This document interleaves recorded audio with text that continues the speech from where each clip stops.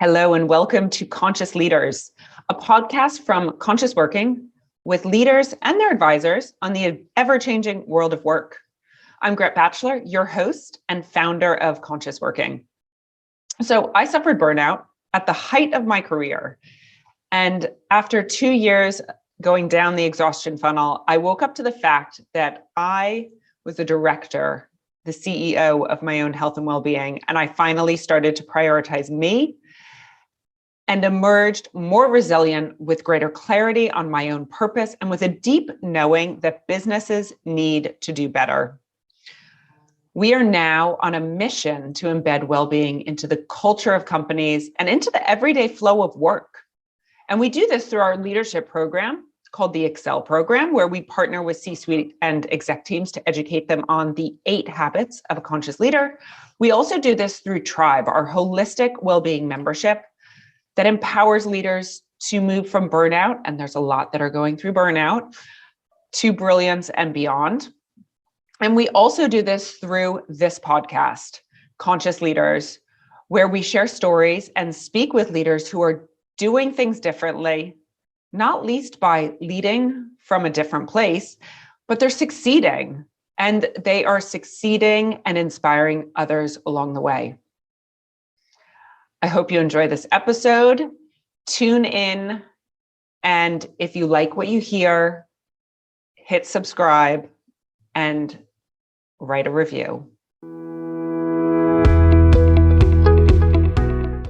Hello, Tribesters and Extended Tribe. So this is another episode of Conscious Leaders, where we talk to leaders who are changing the world, who are doing things differently and succeeding. And today I'm really excited to welcome Julie Hirogoyen. I've actually known Julie for, almost 15 years. And she was ahead of the curve thinking about sustainability. And right now she is CEO of the UK Green Building Council, the UK's leading NGO campaigning for a sustainable built environment. Previous to this, she was at Jones Lang LaSalle heading up sustainability in the UK. She is truly one of the pioneers in this space, and we're going to learn so much from her. I feel very honored that she's taking time out of her busy diary to speak with us. So without further ado, Jules, welcome. Hi, thank you so much, Gret. So let's start off with you. Can you just talk us through your career and how you got to where you are now? Yeah, a little bit of a meandering journey like most people. I did a law degree and then discovered that most environmental lawyers back at that time were getting big businesses out of loopholes, and that wasn't really my intent. So I went back to the drawing board and did some environmental science studies, and then I ended up in basically setting up a consulting practice with a couple of colleagues that I'd met along the way. And this was back in the late 1990s. So we are going back quite a while. I'm showing my age now. And at the time, it was the very first time that the Financial Times published a ranking of the FTSE 100 companies in the UK according to their environmental management. And we spotted that most of the companies that were right at the bottom of the ranking were property companies, property developers, property owners. And one of my co-founders was actually at the end of his career and had contacts in that whole space. He'd been analysing property markets. So myself and another colleague who came from a sustainability background, we all sort of teamed up and thought, there's something in this, why they're not doing it. And we set up a practice, very much hand to mouth in the first year or so, and then we grew it for 10 years. We were about 30 people when we sold it to JLL, which is a multidisciplinary real estate advisory firm, global, and we became a sort of consulting practice within that big business. And the real reason for doing that was actually to stop influencing from outside the market and really try to be fully integrated within a kind of valuing and agency and, really where the transactions happen. And I did that for 8 years before jumping into this role, which is an NGO role. So yeah, not many breaks in between, but a fun meandering journey anyway. Yeah, but you were truly ahead of the curve in terms of sustainability. So I'm interested in, was there a pivotal moment that you were like, actually, something happened for you to get interested in sustainability and realize that we needed to take better care of the planet? For me, it was, I traveled around Central and South America on my own for just over a year. and that was in the early 1990s or mid 1990s. And at that time, there was an awful lot of sort of really quite visible and destructive activity going on around deforestation, mining, dams that were displacing communities. So every which way I went, I was kind of struck by the beauty of what I was, visiting and seeing. And it was really quite unspoilt in a touristic way at that time versus the development piece and the kind of, economic growth and the machine of progress, as it's so known, and how much it was damaging both the planet, but also people's lives and livelihoods. And I came back from that absolutely, convinced that this was my calling. Unfortunately, it was really early days, so it was quite hard to get into. Now it's a huge industry, right? But in those days, really, it was quite niche. So it raised a few eyebrows in my family, put it that way. They just thought I was going to become a sort of hippie that made no money. I get it. I totally get that. I'm interested conceptually, what did it really look like back then? Can you sort of paint a picture of sustainability then? It wasn't even sustainability. It was like, really, let's start with environmental protection. And that was very, very early days. So it was kind of, now we've got things like science-based targets and, we've got IPCC reports. We sort of know what we need to do by when, even though we're not doing it. Back then it was, let's do a little bit less bad what we're doing already. And actually that's largely still where the corporate world is at the moment. Let's do what we do a little bit less bad. But back then that was the sort of ambition. Not terribly progressive. Okay. Let's talk about the Green Building Council. What is the overall strategy? So we're a charity and we're about 15 years old and we're one of 70 plus green building councils around the world. So there are lots.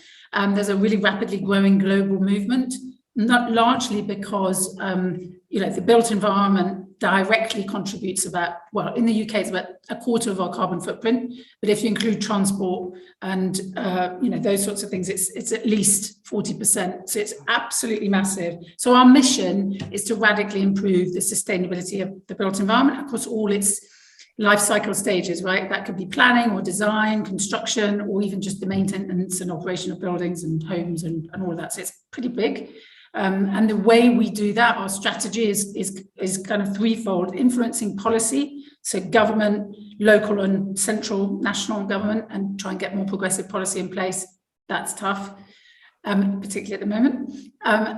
Educating people, so really working with professionals in the built environment sector, and then equipping them with the skills, knowledge, and capabilities to actually do something about it. And then really working at the organizational level with business. And businesses are really starting to motor on this, even if government isn't. So actually giving them the tools and guidance that they need to make progress faster. I'd love to dig into business a little bit more. What is really the role of business here, and how? Yeah, let's start with what the role of business is. I mean, it's a really good question, well framed. I think ideally the role of government would be much stronger, because we're not going to get to make the transformational shifts that we need to within the timeframes that we have in front of us without really much more progressive and rapid regulation. It's really hard to do it without that. Having said that, the finance community in particular and business in general are really waking up to the long-term risks of this, long-term risks and opportunities, which is the more exciting bit. So, if the world is going to be net zero carbon, what does their business look like in that world, and how quickly can they get to that? And the financial community in particular is asking quite difficult questions about that and trying to price some of that in. So I think that's the role of business, is basically to accelerate and to give confidence, in my view, to governments that they can and should regulate. And so how would you then work with businesses? So it can take lots of forms. I mean, most of the businesses in our community, we've got something like 700 members. Large majority of those are businesses, not solely, but a lot of them are businesses, and they span the whole property construction value chain. There could be banks, there could be carpet manufacturers, there could be architects, there could be developers or house builders, or anything in between. And we're working largely to convene them together so that they collaborate and find different ways of working. The traditional business models don't deliver sustainable outcomes. So we're trying to convene them together to raise their levels of ambition, to get them to commit to common goals, and to get them to contract with each other and work together in different ways that haven't always been tried and tested before. And that will lead to some of those more progressive outcomes, which are few and far between at the moment.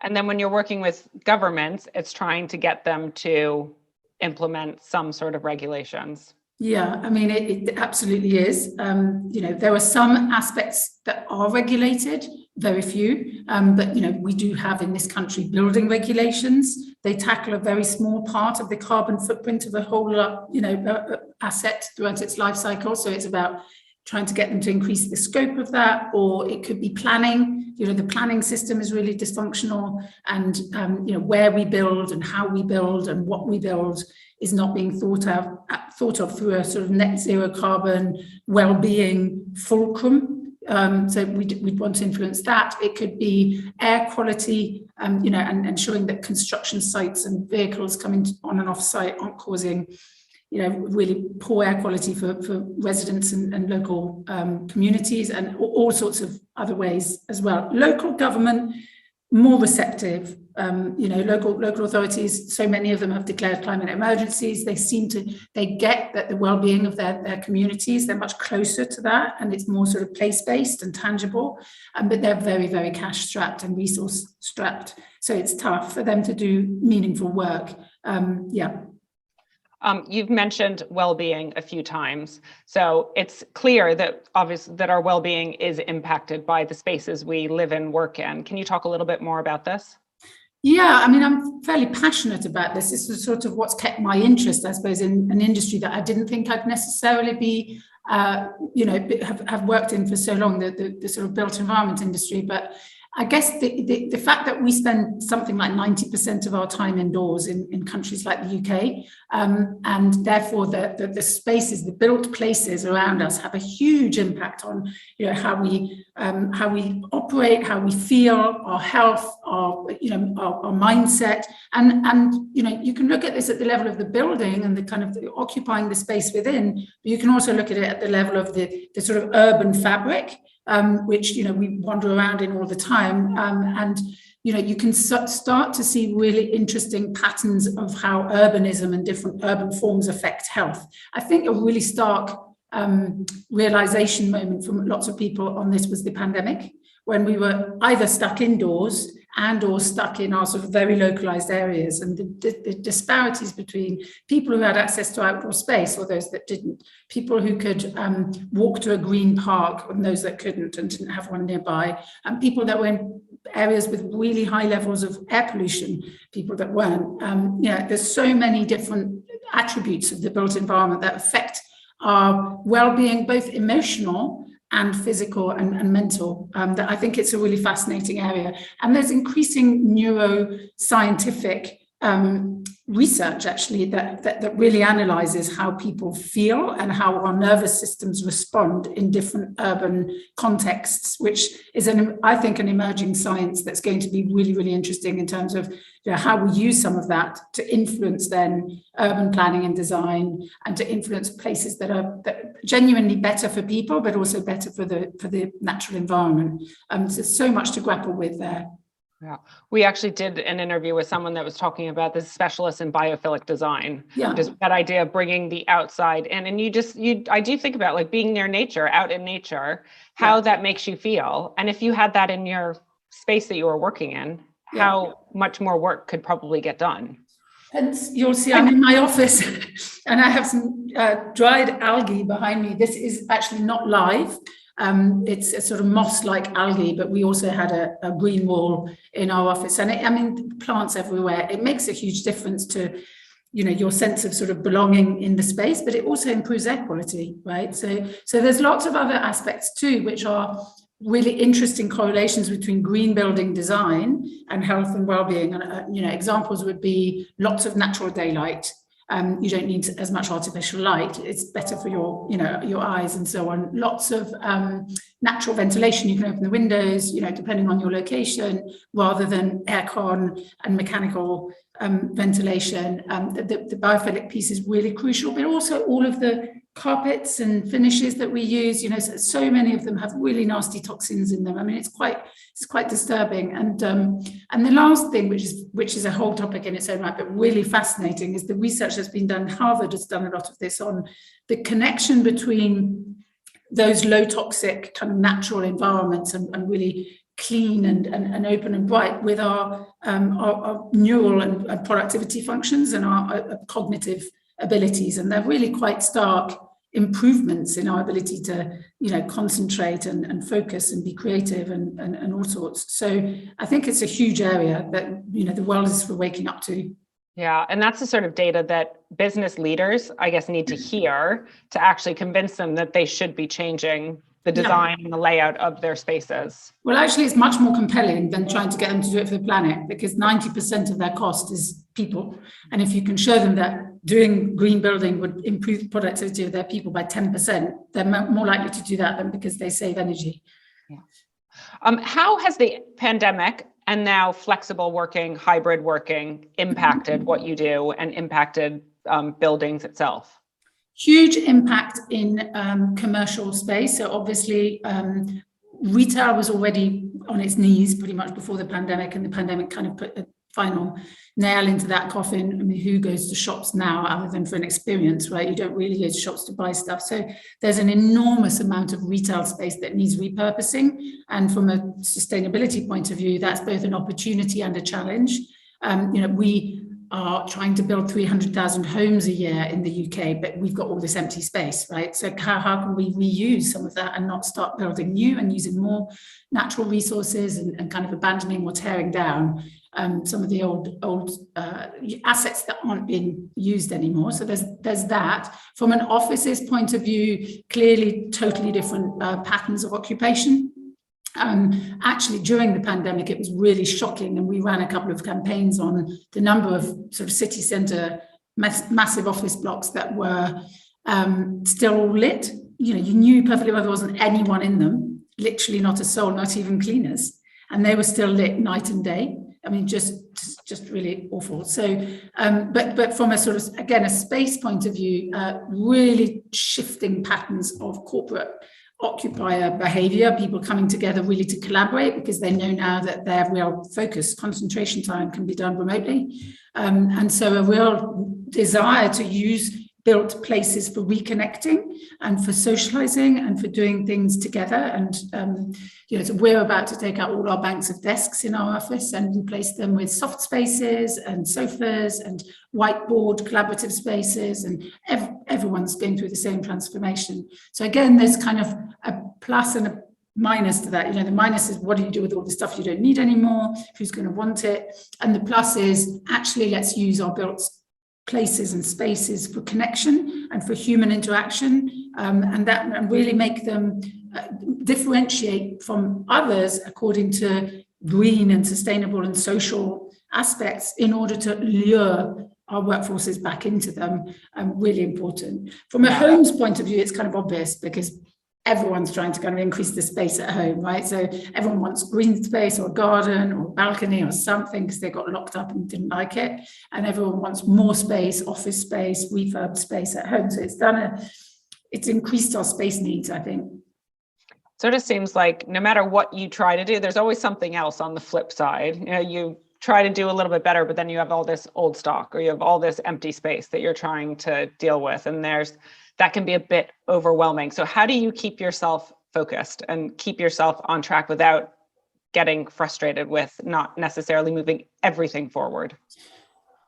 I'm probably not the best person to ask on that. I mean, I think there is so much happening in this space. I've been in the sustainability in the built environment for 25 years, and I have seen more movement and progress in the last 2 years than I did in the previous 23 all put together. So, and do you think that's because of the pandemic?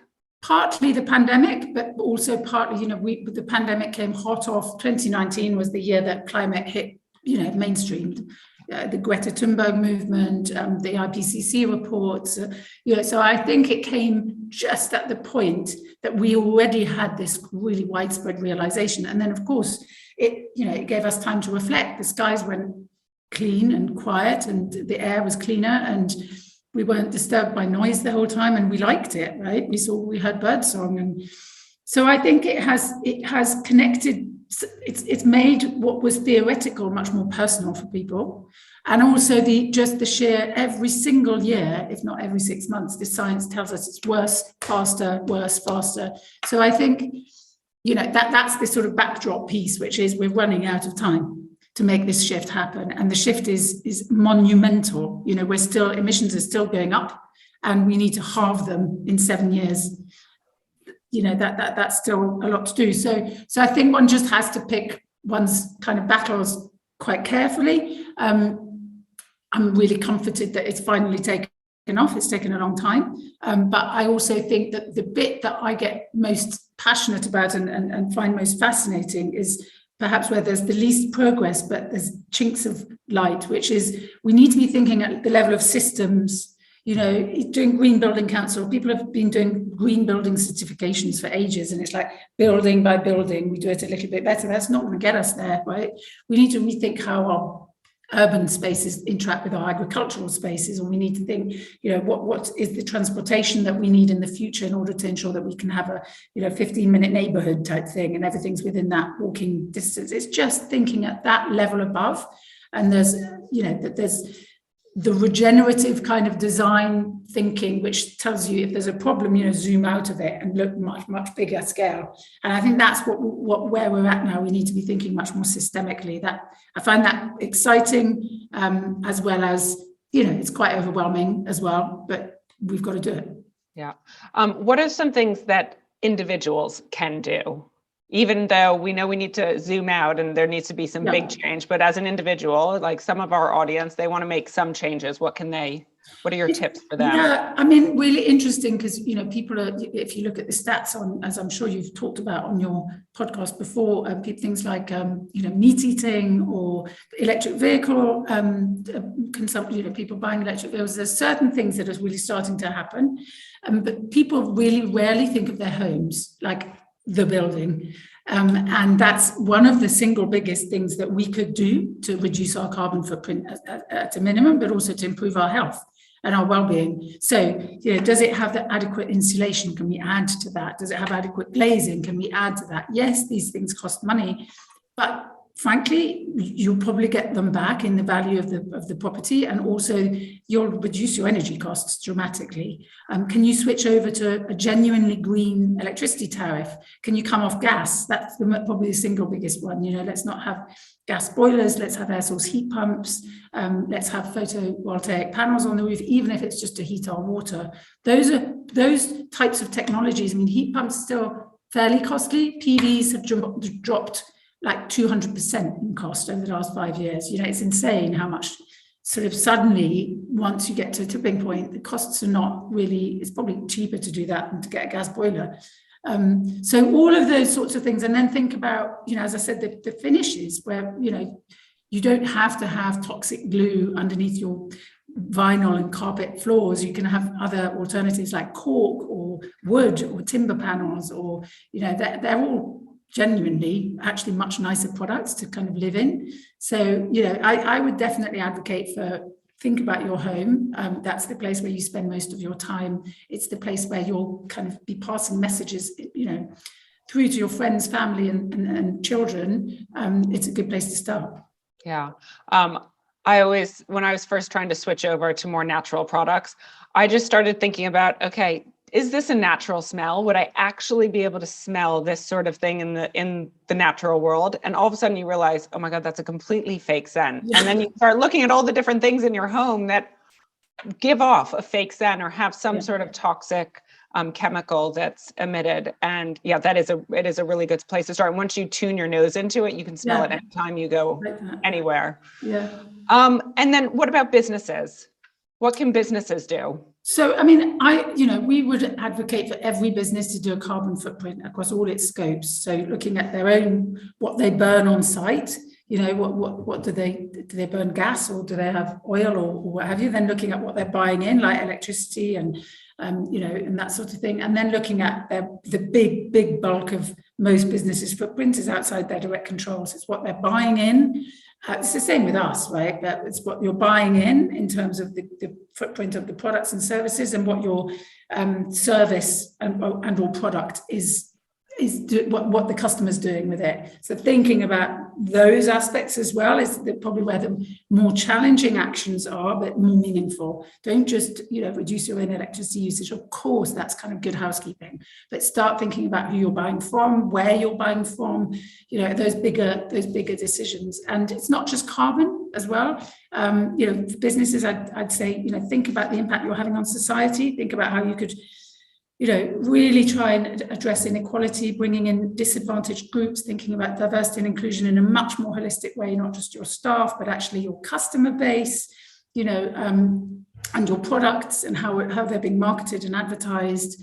So that, it's not a bad place to start to think about your impact on the planet, but then your impact on and how you can improve the lives of all of your critical stakeholder groups, like your staff, your customers, your suppliers, and everyone in between, if you like, in terms of the life cycle of your product or service. So, yeah, I mean, genuinely regenerative businesses, I think, take a lot of that really seriously, put purpose and kind of social purpose at the heart of the business. And there's a lot of guff out there around some of that, but there are some businesses that are really starting to make that a reality. And, really unlikely businesses like banks and mining companies and all the most unlikely trades, I suppose, that are starting to think we can actually, through the scale of our operation, really make a difference to society. And that's quite exciting.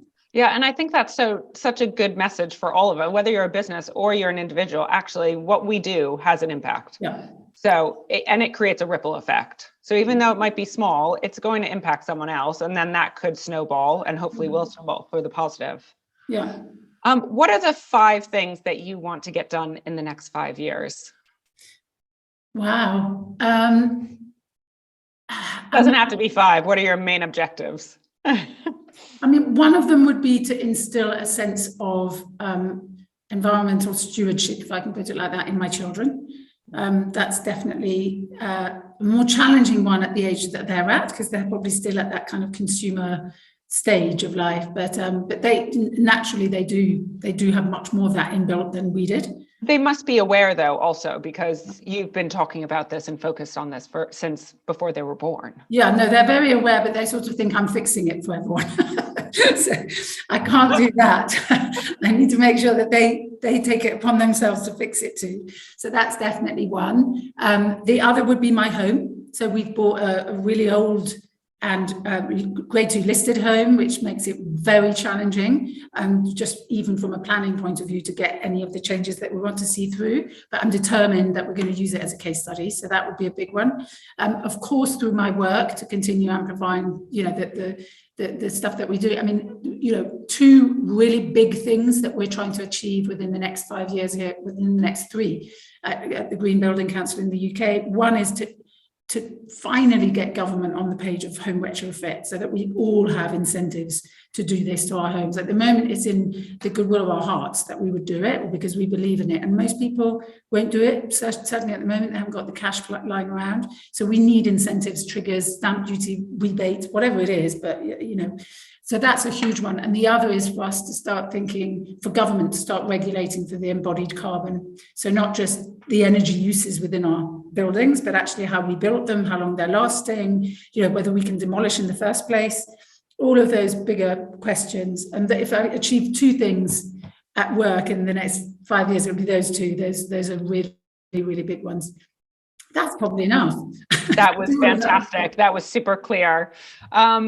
How do you stay well? You have so many things on your plate. How do you take care of yourself? I have to exercise, so be that running or cycling or gym, yoga, whatever. That for me is like the number one. And then the other is just outdoor time. We moved out of London 2 years ago. We were always going to, but it happened to be the year of the lockdown, and boy, did we not look back on that decision. Like every day we're out there, walking the dog in nature. That's my sort of spiritual, healing place, and it just does kind of makes everything else okay, rain or shine. It's really important. Yeah. Oh my gosh. When I get out, because we obviously moved as well, we moved near the sea, and I feel a little bit stressed in the morning. I get out on the beach with the dog and I take my feet in, put my feet into the sand, and I'm like, wow, that is really a cure. It helps. Yeah. Sadly, I don't have that on my doorstep, but you have grass and soil though. Exactly. And then post-lockdown, is there one big takeaway for you post-lockdown? Oh, there's so many big takeaways. I suppose that point that I made earlier around that, one of the biggest takeaways for me is the disparity in society between those that really suffered terrible lockdowns and those that didn't. And therefore, from a kind of almost influencing perspective, really, really thinking about how we build and where we build and how important it is to take people's experiences into consideration. That's a huge one. On more of a personal level, we were all in enclosed spaces with our loved ones for significant periods of time. Actually, that was probably the most enjoyable aspect of it. I mean, there were moments where I was tearing my hair out with the homeschooling, but I think we'll look back on those 2 years as blessings in our lives. We used to have childcare, we used to be in work in the office every day. We don't have any childcare anymore. We're at home, either one or the other of us, picking our kids up from school. And so that's been a huge realization that those are the important things in life. And yeah, we mustn't miss out on them. Amazing. Thank you. How can people find out more about what you do and also just get a little bit more educated? Are there some places that you can recommend? Yeah, I mean, our website is enormous. There's just tons of stuff on UKGBC.org. But for COP26 last year, we also we built a fantastic sort of virtual reality platform with brilliant examples of these kind of fabulous buildings from all around the world, which was buildbetternow.co.